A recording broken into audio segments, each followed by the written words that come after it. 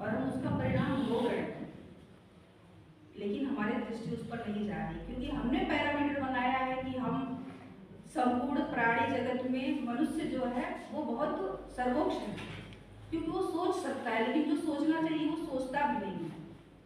वो जो एक इंद्रिय जीव है, क्या पर्यावरण केवल एक इंद्रिय जीव से है? हाँ, लेकिन मानव की संख्या पर्यावरण में सभी जीवों से सबसे कम है। यदि आप 84 लाख योनियों की स्थिति जाने, यदि आप 84 लाख योनियों की स्थिति जाने, तो हम उसमें मात्र 84 लाख में मात्र 14 लाख, और एक इंद्रिय जीव कितने हैं? अब एक इंद्रिय जीव है कौन? पृथ्वी, जिसमें जैन दर्शन इतना सुंदर डिफाइन करता है, वो काया के साथ उनको जोड़ता है। हम तो अपनी काया समझते हैं, हम अपने शरीर के बारे में जानते हैं, लेकिन वहां पे पृथ्वी का एक जीव, आप का एक जीव, तेजो का एक जीव, वनस्पति का एक जीव, जल का एक जीव, अग्नि का एक जीव, इतना वो डिफाइन कर रहे हैं, उनके साथ काया लगा रहे हैं, क्योंकि वो अस्थि काय कह रहे हैं उनको। अस्थि काय का मतलब जो एग्जिस्ट करते हैं काया के साथ हैं, और है तो वो सशरीर है। जो अस्थि है वो क्या है? जो सत्य है वही अस्थि है, यानी एग्जिस्टेंस उसी का है जो रियल है। रियल क्या है? सत्य क्या है?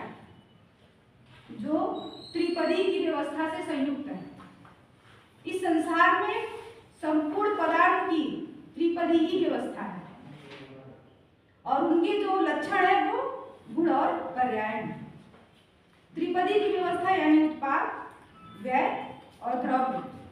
ऐसा कोई जो पदार्थ एग्जिस्ट करता हो संसार में और वह इस त्रिपदी के साथ ना जुड़ा हो, ऐसा कोई पदार्थ नहीं हो सकता। जिसको आप कहेंगे है, यदि वो अस्थि है तो वो त्रिपदी यानी उसकी उत्पत्ति कभी ना कभी हुई होगी।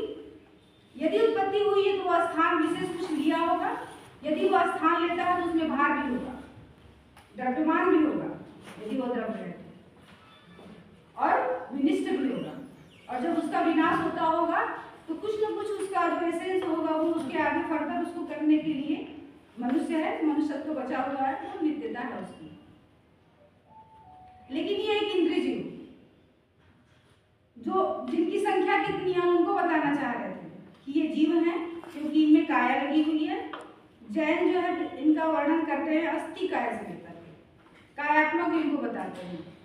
7 लाख पृथ्वी काय जीवों की व्यवस्था बताई गई है। जीवा जीवा बिना